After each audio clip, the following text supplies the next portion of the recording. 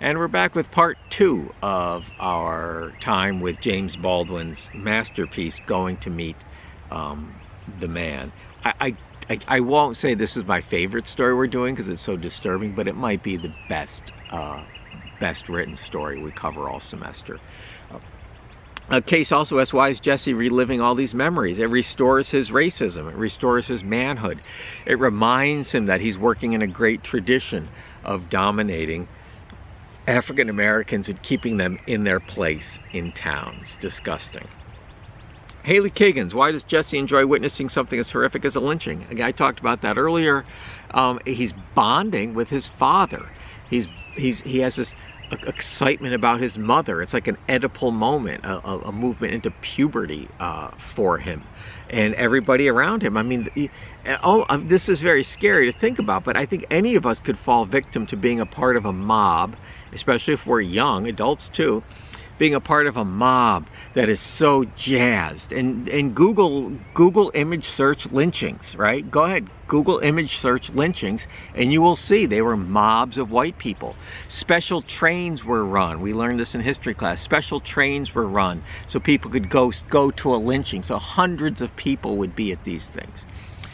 And it was this incredible bonding moment. It's a ritual, not unlike going to a football game where everybody in the stands is rooting for the home team, and they all cheer together, and it becomes this ritualized, with sex injected with the cheerleaders, right? So NFL football. I'm not saying NFL football is racist. If you want to, go ahead. We could have a whole other discussion on Colin Kaepernick, etc., etc. But football is a mixing of watching violence, of people gathering together with food, with drink, cheering, rooting. There's garb that people put on. And then you have the commercials with scantily clad women and, of course, cheerleaders mixed in there as well. And you have a ritual of mob mentality, violence, and sex all wrapped up in one thing right there. So Haley, your question, as a kid, it was very intoxicating to him to be a part of this, this adult thing. He gets to go to his first lynching. It's like a rite of passage for a white kid in the South. But I'm glad you find it disgusting, as I hope all of you did. You better have. Why did Jesse develop his disturbing connection between being racist and becoming aroused? Again, we talked about that already. It's definitely not uncommon. And sex is linked to violence, right? Rape is common in our culture, whether it's date rape or jumping out from behind the bush, stranger rape, TV shows with, hyper sexualized characters and violence. What's that video game, right? Grand Theft Auto. Never seen it, never played it, but it's a mix, I guess, of prostitutes and shooting people and stealing cars. I don't know, but it's $1 billion industry, right? How many video games mix violence and sex? I'm not sure, but I bet some of you know. So it is not uncommon at all to mix certainly sex and violence, and in this case a good dose of racism as well. Now that your eyes are open to it, look, right? Look around. In discussing Jesse's childhood, it says, yep, Otis, very good. We talked about Otis. And Haley asks, how can internalized racism and prejudice supersede someone's personal experience? Lots of things do that. Racism is taught, which is good to know, because then maybe it can be untaught. So good questions all around. Miss Kratz, does the main character think of the lynching on this night in particular because of what he did to, he was challenged by the black man in the jail. So he needs to think back to when white dominance went unchallenged, right? Unchallenged. Yeah, so we talked about that, yep. His initiation. By the way, I can't remember if I did look at all these questions. What is happening here that in the modern time? So we have, this is 1930s for the actual lynching when Jesse was a kid, and then Jesse as an adult police officer in town. Well, African Americans are lining up to vote, to protest, to demonstrate, to register to vote, and of course, the white community in this southern town does not want black people voting. They haven't forever, still don't, with laws being passed in states like Georgia and all over America, disenfranchising African American voters who voted in record numbers for Democrats and still do.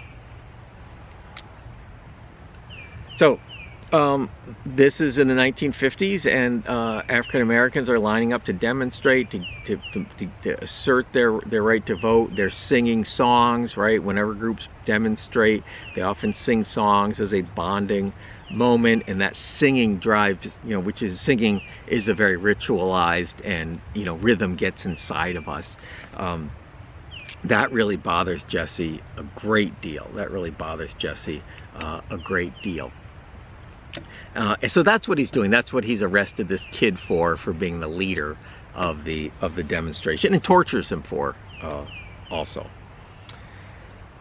Anna says, why is it called a picnic? Well, that was code word for lynching. If you were going to put a poster up or advertise or run an excursion train out to this ritualized killing of a black person, you would call it a picnic. You would call it a picnic. When I was a student at the University at Albany, every year there was this student picnic. And the year I was there, this is 30 years ago, excuse me, there was a movement to not call it a picnic because picnic was code language in the old days for a lynching. Now, picnics were picnics before they became lynching, so I think the word picnic is okay, but I always remembered that. Yep, Maddie, you bring up God again.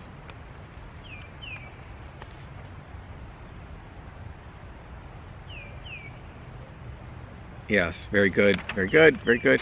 How does he feel joy when watching other people suffer? I don't know. I don't know either. That's a question from Nicole. Good question. I'm glad you asked the question, Nicole, rather than, oh, I understand that. I hope none of you understand that. If you do, think about that. Think about that. However, I want to say, there are a lot of brutal things we watch on TV. One night, I don't have cable TV anymore, but one night I got up when I did have cable, and I was flipping through the channels, and it was like, it's like, I swear, flipping through 30 channels, I saw 15 people get killed in like 10 seconds. We have a taste for violence. America especially has a strong taste for violence in our entertainment, in our sports, in our culture. And it's not like that in other Western places like Europe. It's just not like that.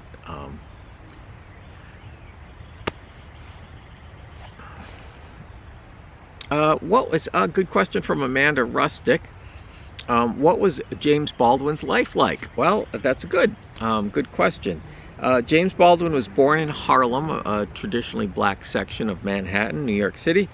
And he was born, his father, who was really a stepfather, really was a hellfire and brimstone minister who really did not like white people, with good reason, and was really kind of a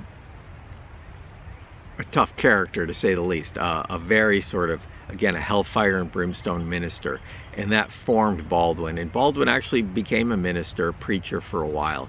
And if you ever see him speak, just look for James Baldwin on YouTube, just saying anything, and he just has this beautiful voice, and this unbelievable words come out of his mouth that are just beautifully put together.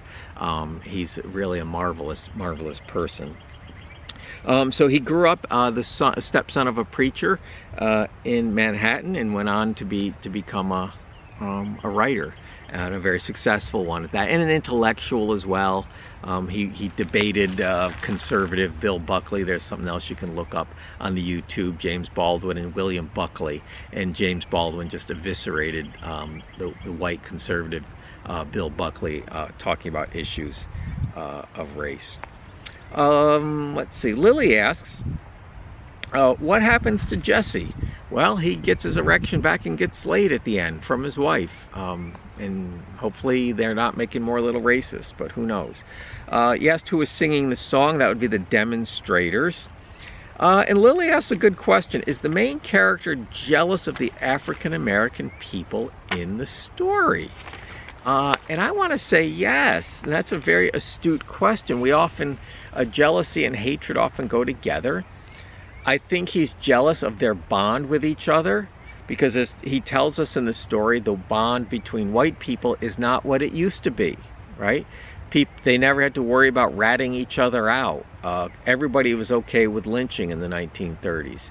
But now you don't know, right? A federal agent, finally the federal government starting to crack down on lynching after how many years? By the way, it was recently made illegal, like in the last year, a federal anti-lynching law was passed, so that's good to know. Right? So I do agree completely with that, and I think that's part of the sexual fear, is that, you know, and again, I'm dabbling in stereotypes that we all know exist. White men's fear of supposed black men's sexual superiority, maybe jealous of it, so we have to kill them, we have to castrate them at the public spectacle. And I think especially in the 50s, Jesse's jealous of their bond and their singing, which he no longer has. The white people in town do not trust in each other enough anymore to commit the lynching atrocities. Lynching really tapers off after World War II, though not completely, but lynching as this sort of public event, like the lynching at the center of the story from the 1930s. Lynching as this sort of public event with hundreds of people and trains running to the lynching site, those are pretty well gone after World War II. Emmett Till was killed by 3 men, so a horror, right? And certainly many elements of lynching, but not exactly a lynching, because it was not this sort of mob, this entire town or region showing up to see it. So no worse, I mean no better, but not like this here. And those days are gone by the time Jesse's in charge of things. So what else? James Baldwin was gay, which was just sort of an interesting factoid to throw in here. I don't even really, honestly, I really don't think I even want, you guys read the story. I am not going to reread these passages. They're just too tough to go over again and again. But this is, just to wrap up here, a classic lynching. There's some vague accusation that this black man knocked down Miss Standish, a white woman. And of course they're going to kill him for it without any justice. This is mob justice, which isn't justice at all. He hasn't been tried or anything like that. So a classic lynching in that way. He probably didn't knock anybody over, and if he did, it was by accident.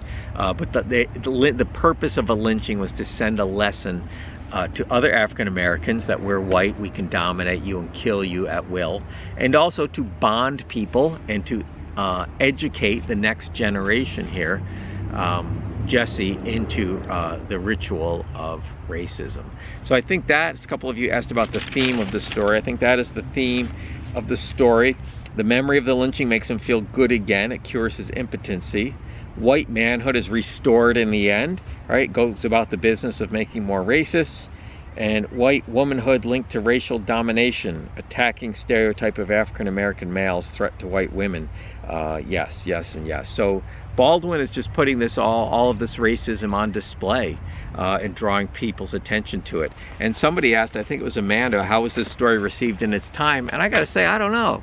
That's something I would like to find out. And if I find out, I'll let you know. So powerful, powerful story, hard reading, but I think very important maybe the most important and worthwhile story that we've read all semester. We really get into the heart and mind of a brutal racist, and we get to see how he was formed, and we see it through the eyes of an African-American author.